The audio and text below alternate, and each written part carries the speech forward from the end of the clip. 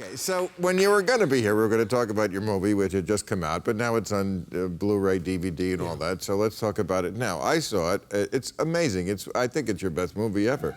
Wow. Yeah, because I remember when you called me, and you were so excited about this idea. And I can tell you were excited because you did it like that. I mean, you got the idea and you got your crew together. I mean, you were out doing it within a month. Yeah, within a month. It was amazing. And what it basically is, of course, is it's called Where to Invade Next, but it's really what to steal next. You know, you go to all these countries that do things better than we do. In Italy, they give people paid vacations. In France, the school lunches are great. In Finland, is it that the prisons, or Norway, the prisons are awesome and they have a low recidivism rate. Portugal, the drugs are legal. Iceland has a limit on the, upper limit on the number of women, so it has to match the number of men in parliament. 40% of the board of directors in an Icelandic corporation have to be women. And the punchline to the whole movie, not to give it away, is that really these are all American ideas, aren't they? We really just need to steal from ourselves. Right. Every country we went to, they would tell us the progressive education, that was an American idea. May Day, that didn't start in Moscow, that started in Chicago when there were riots over the 8-hour day. All these things that we started, and then we gave up on. We gave up on ourselves, we gave up on the country that a lot of people wanted it to be.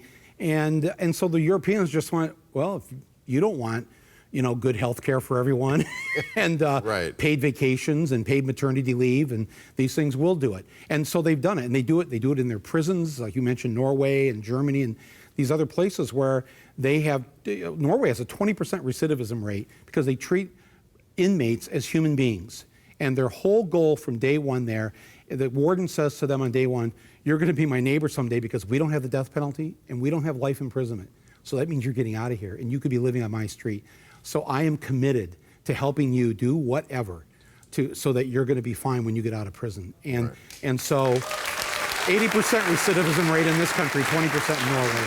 And I think when people hear about all these great benefits that they have in other countries, they think, well, the taxes are higher. But you raise a great point, which is actually our taxes may be lower nominally, but not really, because we have fees on so many things and licenses, like tuition, co-op pays, and student loans, the nursing home for your parents. These things are free or nearly free in these other countries.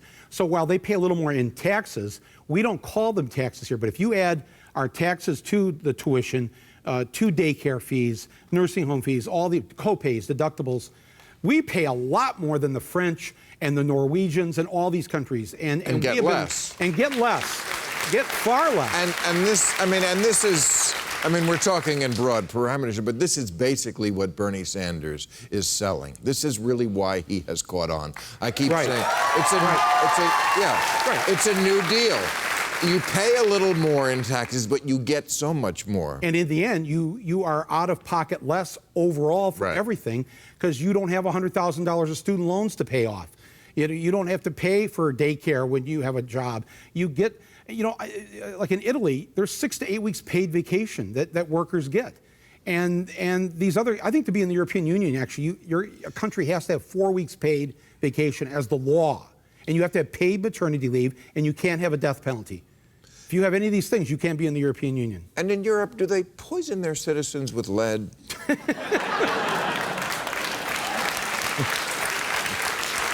Not that Europe is perfect.